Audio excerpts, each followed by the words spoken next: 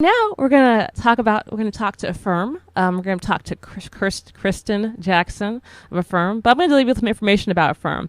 The Association of Filipino Feminists Fighting Imperialist Refeudalization and Marginalization is a national organization of women engaged in transnational feminist anti-imperialist activism. Affirm's diverse multi-ethnic membership is committed to militant movement building from the United States and affects change through grassroots organizing, ethnic alliance building, education, advocacy, and direct action. So they're actually all over the world, all over the United States. Well, hello, Kristen. How are you? Hi, Tika. I'm good. Yeah, I kept going like, okay, don't call her Kirsten, and I did it right away. I'm like, I can't even. That's a difficult name. What's going on? What's going on? You're good. Like I said, it's to be expected. All good. Oh yeah, I guess. So I know Affirm they're at the forefront of kind of like political women movement. Can you give us some little information about Affirm so we can kind of know something other than the information that I read here?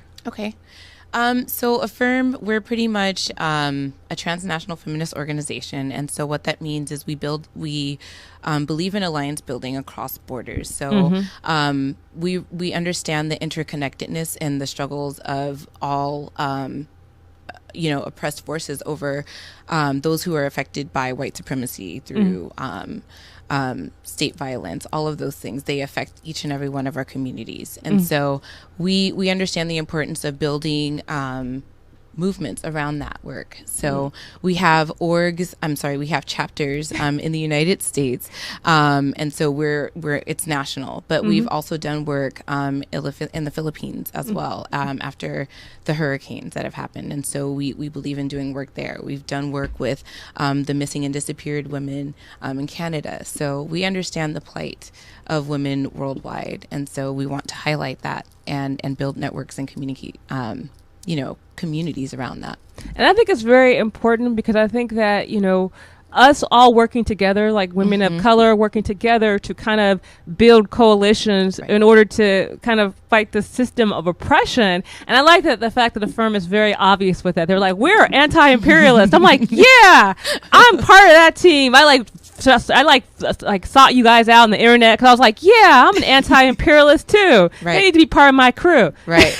No, it's true. It's true. Because you know, there's so many people who are afraid to stand up. Right. If you're afraid to say, I don't like what you're doing, if you can't even do that, how are you going to help anyone in regards to oppression by being polite to oppressors? I don't understand that. You can't. You have to call it what it is, and you have to confront it head on at that point. I mean, the way that imperialism affects us is very direct. We live under it every day in the way that we're not paid, and recognized with our wages. We have a hard time being able to find homes and to live in a secure environment, where we can provide. So that's like reproductive issues. So it's everything. You have to call it what it is, and you have to confront it. And we're working to change and dismantle things so that they can be done effectively, so that we can all live in an environment where our kids, we have to dream of a better world and a better way for our future to survive.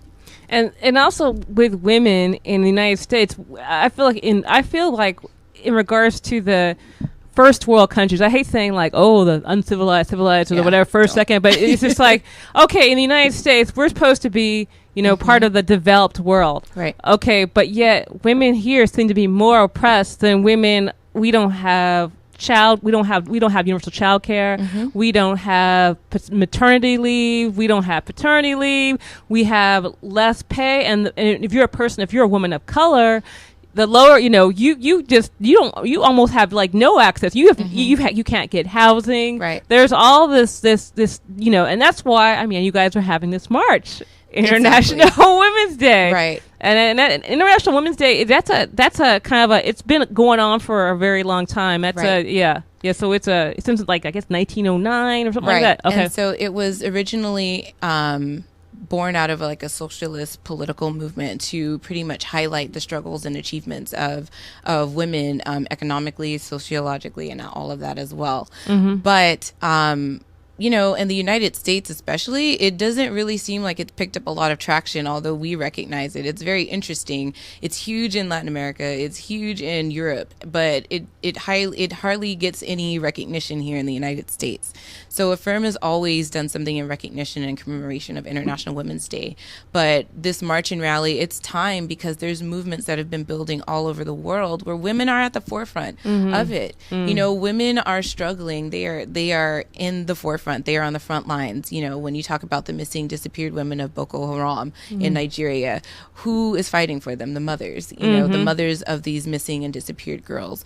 You talk about the missing and disappeared women in Mexico, and the maquilla workers and things like that. Who is at the forefront? The mothers and the sisters and the daughters. So we wanted to highlight all of these areas, and we felt like it was time for a huge action. The women are ready, and so we're leading. And so it's beautiful and amazing to see the linkages that are taking place, not just here locally, but I mean, I'm finding that through this work and through this outreach, I'm finding the threads that are weaving the connections between each of our communities. And so in each of these target areas that we want to hit, like state violence, wage, like low wages, we want to discuss gentrification, what else? All of these particular areas, we're going to target those areas. And so it's interesting to see how interconnected we all are across communities.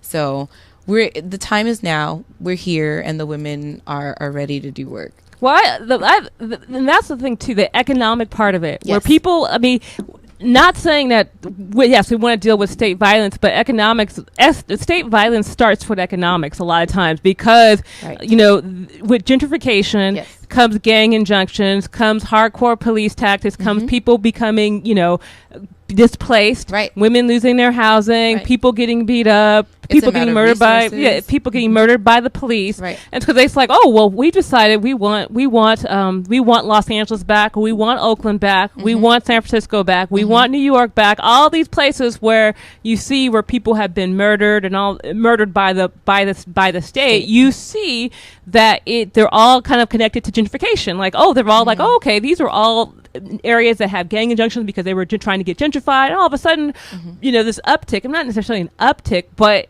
there's a connection, and I mean, and it seems to be, you know, I don't know, it just seems to be like people aren't really always looking at the connection, because maybe it's not as sexy as a sexy conversation. It's not. It's not. Who wants to talk about that? Because I mean, no one wants to feel like the bad guys, right? Like I live in the Inland Empire, and a lot of the reason why people live, they've been pushed out of the city. I read an article that said you need a median of what was it? Something like 90 or 100,000 to live comfortably. Like, really? I don't make $100,000 a year, so it's like I'm not worthy of having a house, a home to raise my family or anything like that. So I mean, that's just one aspect of it, you know, that's tied to it. And so it's where do you have access? It's amount of access to resources, and that's sadly, you know, left up to a small minority of people already. And $91,000 in order to afford a place to live.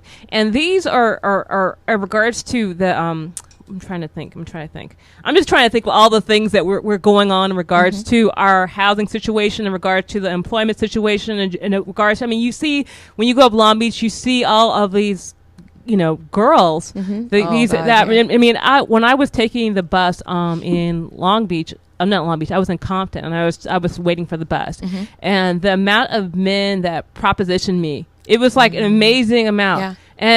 But it's like you see all of these women, you see all this violence against women of color, against black women, and especially like a lot of times with black women, it's kind of like they're not even viewed as victims. It's kind of like, well, they're not, you know, I've forgotten the name of this great book about the culture of rape and how black women could not be raped. So it's kind of like we're never viewed as a victim. Even when it was these two, I forgot the name of these two women, I forgot where it took place, but they were two women, and they were sex workers. And everybody was kind of like, well, they were sex workers, so they're dead. That's what they get. It should have been like, had a more respectable job. But, you know, the thing is, too, is that now it's like there are no jobs. There are literally no jobs for people to have. But one thing I liked about March, and that was kind of like my point. I'm sorry. I got sidetracked. No, I'm like, let's talk about trafficking.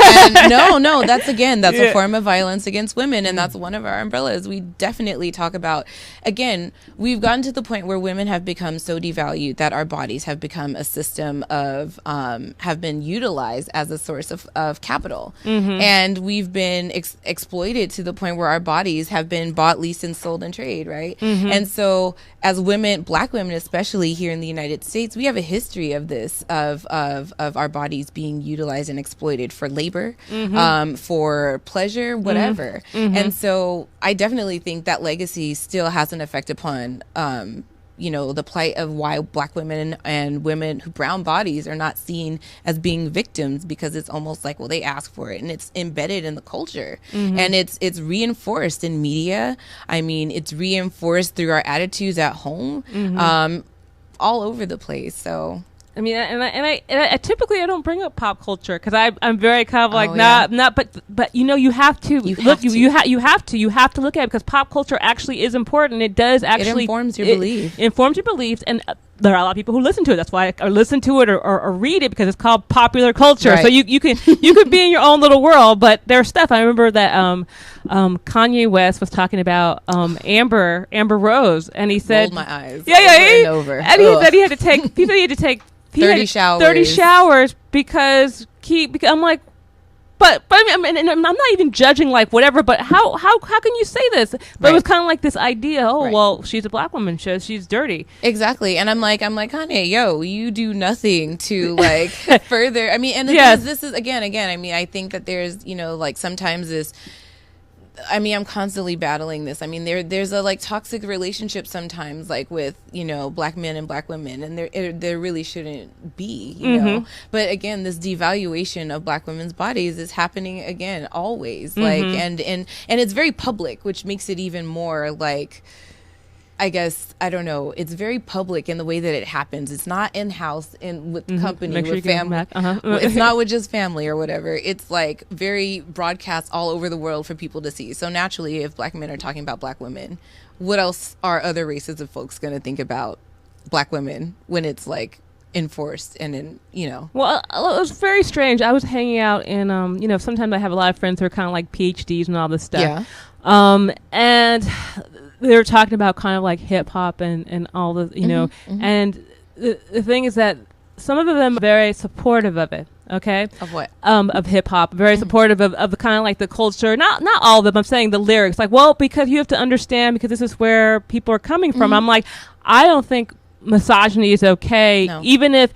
And I said, I wonder, in a way, is it because the women that they're talking about in these songs, is it because they're browner, darker Black women, they're working class Black women, so it's almost like, well, that's not me because I have a PhD and I don't so I wonder, do they understand? Because I remember when I was taking the bus, because I had this epiphany, I decided I would take the bus. And I think that's when I really kind of saw how popular culture can actually impact you in a real way, because being in Los Angeles and always driving my car and all this stuff, but having to be out in a public space, and have to be in a public space. And the way I'm dressed, I would dress like this. And I started putting more and more clothes on, because I was getting harassed, like, in a ridiculous way, like, all the time. And I kind of thought, what if when I got off, I wasn't getting off the train? I was taking the bus to the train and I wasn't going to downtown. What if I was taking the bus and I was getting off at the projects, and I had to continue to walk home and continue this harassment? And that's when I thought, like, when I really kind of was like, I can't justify this popular culture just kind of being looked at. It's like, it's not, because it's real. No, it's a real thing that it permeates in every way, shape, and form. But just like you said, I mean, I was in Vegas before at a trade show, and the whole propositioning thing became really real when I was dressed very casually, and a friend of I, both Black, both brown, dark-skinned girls, were in an elevator together just talking, and we got propositioned by some random, like, you know, in a hotel elevator. We weren't doing anything provocative. We weren't doing anything. It was just our bodies and the perception that, you know, black and brown are to be exploited, you know, like it's like I said, and this it permeates in every way, shape, and form. So, well, especially if you do not have on a costume, and I've talked to people in this way. I've said, you know what? If you are a black woman and you don't have on your buppy uniform to say I'm okay, you don't drop your degree like every 5 minutes, or if you're not, you don't have a security outfit on, they put you in category of. And then not degrading sex workers, but they automatically go, you must be a sex worker. You must be a prostitute. If you don't have on your buppy uniform, you don't have on your security outfit, you don't even have to have a uniform. I swear. Yeah. I don't even think, I mean, I think black is a uniform enough. But I mean, I'm saying is that if you don't have that uniform on, like if you are not viewed as working somewhere that's mainstream, that's like the job that you have. Like you could be in an area where there's a lot of artists, it doesn't matter, which I think is very like a bizarre thing. It's a new thing. I mean, it's not new, but I mean it's new because of the whole being on the public street, and then that's not something in LA that we didn't walk out in the street, so I guess we didn't have that experience. So now I just think it's very bizarre. But we're going to the march, and I think that the thing that's great about the march is like it's a very empowering thing. I mean, can you give us a little bit of it's not pathologizing women and not making us victim. It's like celebrating womanhood. No, because it's an all feminist led march. I mean, that in of itself is extremely remarkable, because most of these events are very much dominated by men speaking on the program, on the front lines, you know, press, everything. So the fact that this is a woman-led and woman organized event is very empowering in and of itself. And so we're in partnership with a group called the Ovarian Cycles too, which is all female bike and all woman bike brigade too. That's amazing too, and it's of itself because it's male dominated as well. So the fact that two very powerful women with very powerful feminist organizations are at the forefront and planning this has been mind-blowing for me. Yeah. I really love Ovarian Cycles because they are feminist. I used to be kind of in the alternative bike scene, bike transit scene. And I really had an issue with the fact that they wanted to have like women organizations, but they didn't want to be feminist. And I said, well, I don't need more friends. Right. I already got friends. I don't need. I mean, if I want friends, I could just get friends. I don't need to have friends. I'm like, we need to use that. We need to use the bicycle in order to get women's rights. If women want to be able to ride bicycles, we need to have a place for our children to go. Right. We need to have, if you have a apartment building and it has 1,000 people in it, and you have to have this amount of parking, to me, you should be able to have a child care center in it. Thank you.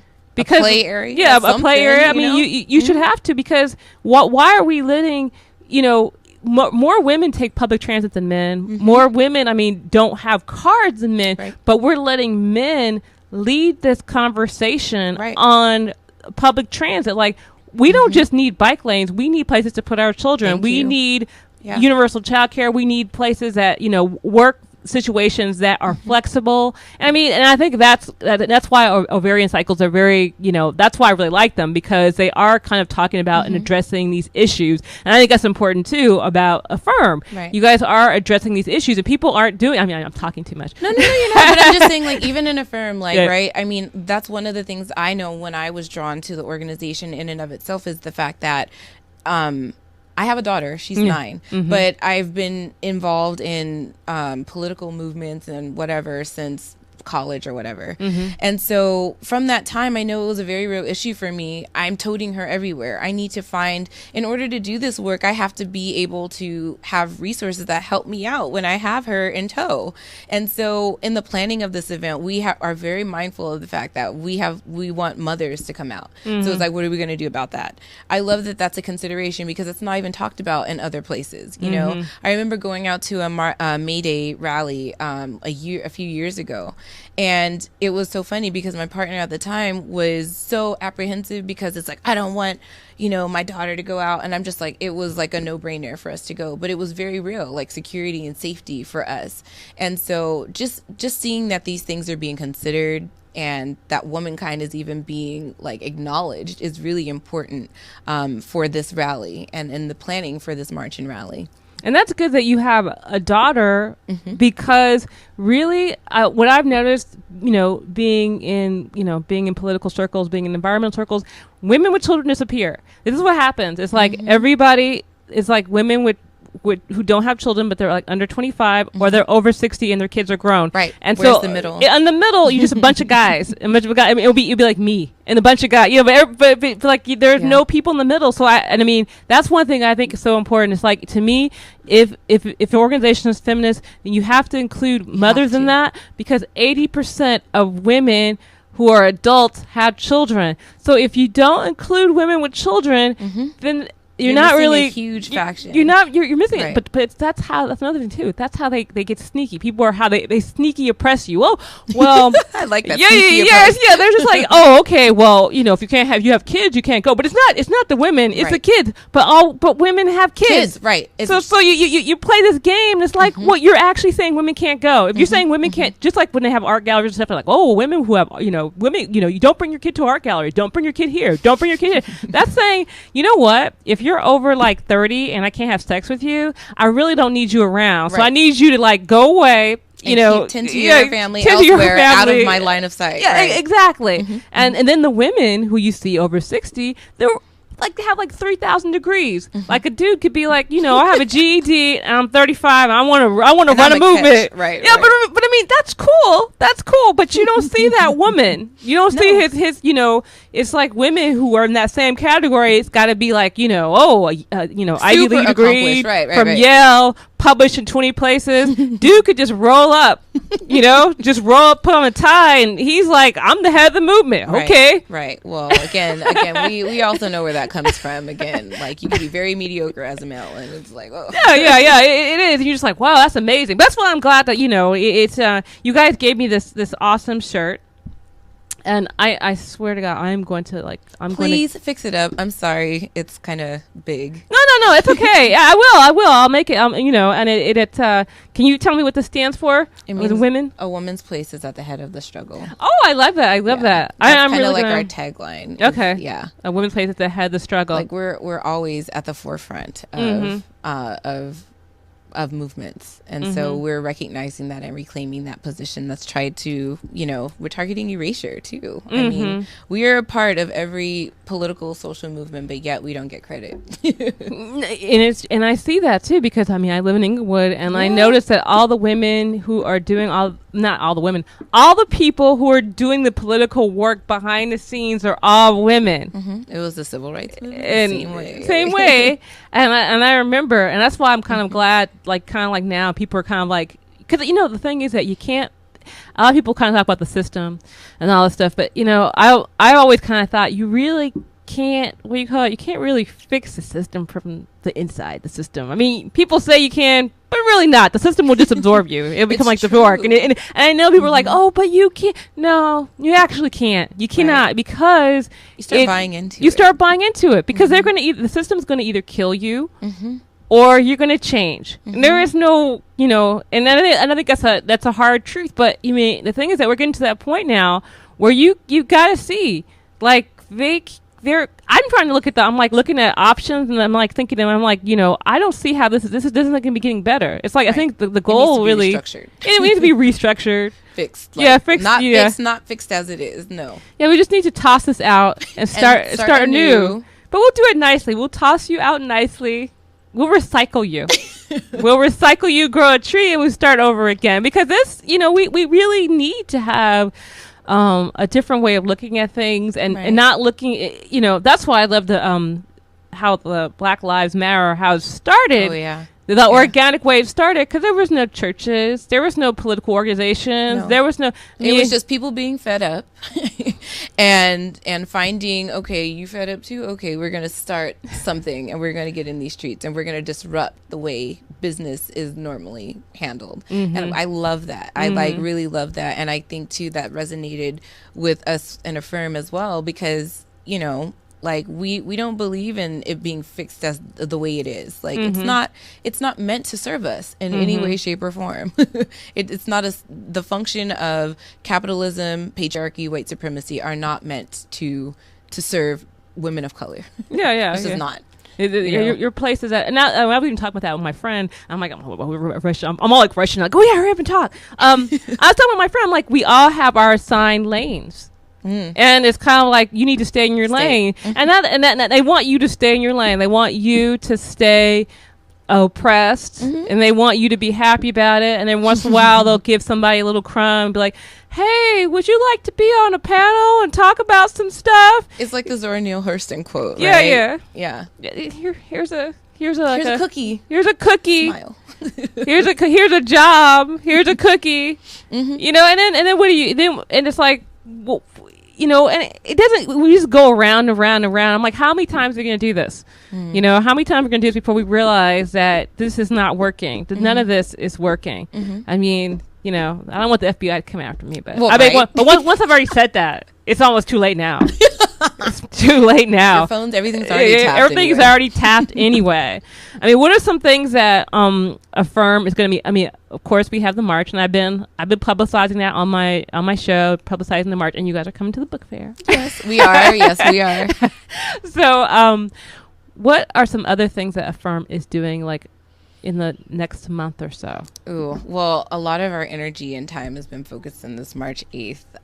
So we recently just had film screenings, and we've got educational discussions that we've made open to the public about, you know, some of the topics we'll be discussing during the march and rally. But as for right now, I mean, we're always doing work, whether it be internally or externally. So the march is our next really big thing for March 8th, but we don't have anything immediately after that we have planned just yet. But, you know, we're always on the move. So follow us at Affirm, AF3IRM.org. We've got our calendar of events that are happening that way, so you can always stay up to date. We're also on Twitter, Facebook, Instagram, and that's the best way to keep contact with us as well. And no, it is. And remember to spell it with a 3. 3, yes. You guys just messing with me. I was like, what is that? AF3IRM.org. Yes. Now I'm good at it. I can actually do it now. But I kept looking. I'm like, I don't understand. What's going on? Yeah. I'm becoming like that old woman. No, like, you're not. Stop it. I'm just like, what? I don't understand. It's not yeah. But no, I get it now. But I mean, you guys are my favorite. You guys actually are one of my favorite, like, organization. Because I mean, I'll tell you, I'm very kind of picky. I know it's like weird, but I'm really picky because people are like, I want to come. I'm like, no, you're not coming to my show. I mean, my show's not even that big, but I'm like, no, like you're like totally, you're co-opted. I could tell. You're not coming in. You're not coming in here with your Democratic Party nonprofit foundation funded by Bill Gates stuff. No, you won't be coming here. No, and that's one thing that I know it took, you know, I've always been like, I loved Affirm from the very first moment my friend introduced me to these women. I mean, I was thoroughly impressed. And so, but I've always like kind of hovered a little bit, you know, just from the outskirts. And from the work that I've done, I gotta say that Affirm is so incredibly unique in the way that I feel supported, not just politically and finding my voice and my ideological beliefs, but like, you know, emotionally and on a holistic level. Like, it's true sisterhood, and it's true comradeship. These women have your back, and this is, I feel like I've grown just as an individual in every way, shape, and form. So I'm really grateful that I found this org, and you know, they're willing to work with where you are and grow. I don't feel like my voice as a Black woman is absorbed or ignored in this organization as I have felt in other spaces.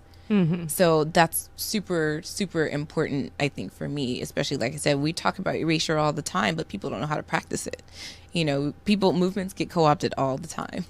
Yeah. So, I mean, it's very real to have an organization that recognizes it and does, you know, prevents the absorption of voices that are marginalized. Yeah, it's true, and I mean, it was weird. I did not realize that it was a Filipina-based group. I did not realize that because it's so inclusive. I didn't know who was running it. I was just like, well, yeah. Well, so the history, it's a 25-year history that was born out of like a Philippine based movement that did work transnationally there. Oops, sorry. But ever since like this org has grown and it's become a transnational organization because the plight of the women in the Philippines is different than the plight of women who are of Philippine origin who live in the United States too. So it kind of gets broader. We're starting to see like with Chandra Mohanty, like that she influenced a lot of our beliefs and our ideology and that belief and that system, but pretty much she influenced the way we believe in practicing transnational feminism because it's women of the global South who are affected just generally by these same systems of oppression. So I'm really excited to be a part of this organization and the women. I love them with all my heart. Well, that's awesome. That's an awesome way to wrap up. Because I was like, yeah, you're like, oh, okay. I know, sorry. I know. I'm super nervous. No, you're not nervous. You're great. You're very awesome. This is hard for you. It doesn't seem like it. You seem all like you relaxed. That's really good. Okay, you did good. You did good, kid. Okay. All right. So that was it for the NPC Presents the Black Girl Show. I'm really happy that I had met Kristen and Lisa. I have no idea why I'm having such a hard time saying Lisa Diane Wedgeworth. That name is just so super long. I was just like, whoa, I can't do that. I know my name is like, well, I forgot my I'm thinking about my name before I was married like 2 times ago. My name used to be really short. It's Lark Fleming, right? It used to be Tika Lark Low. Oh. And they only had like two yeah. But that really actually sounded good. I might change back to that. Lark Low. Stop. Yeah. I might change back to that because it's just for fun. Well, we'll see. We'll see who I get married to next time. We'll see. Maybe I can marry somebody with a short initials. Okay, I'm just kidding. So this is Tika Lark Low. Oh, sorry, Tika Lark Fleming. Oops, I'm Tika Lark Fleming, and this is the Black Girl Show, and we are come on every Saturday at 3 p.m. Pacific Standard Time. Make sure that you go to the Black Girl Book Fair on March 7th at CLO Studios and Galleries. And you can always catch all these shows on YouTube, on my YouTube channel, the Black Girl Show, the Black Girl Show YouTube channel. I'll put all this stuff underneath so you can know, because no one's listening to me. I know no one's even paying attention now. They're like, they're not taking notes. I'm thinking they're at home taking notes. That's not happening. Okay, so you guys have a great Saturday. Stay safe. Remember, you can always take the bus. You don't have to drink and drive. Nope. That you don't have to do that. And you don't have to do Uber either, because that's like, really, really, it's not good. I mean, really. I mean, you could, it's destroying people's livelihoods. That whole new sharing economy. Okay. All right. That's it. I did an essay about that. We should talk. Yeah, we should talk about that.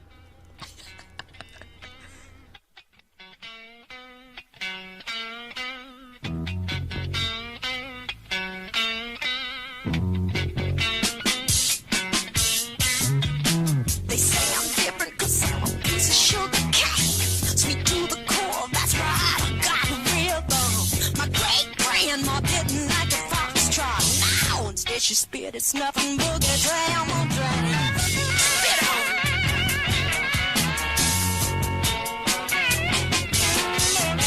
They say I'm different 'cause I eat chitlins. I can't help it, I was born and raised on them. That's right, every morning have to stop the hearts and they be getting off, humping the Johnny Hooker. Get it on.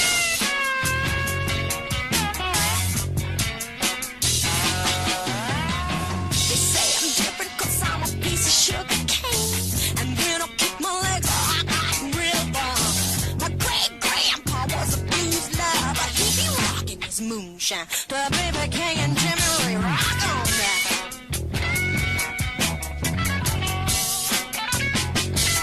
And that's why they say I'm different. And that's why they say I'm strange.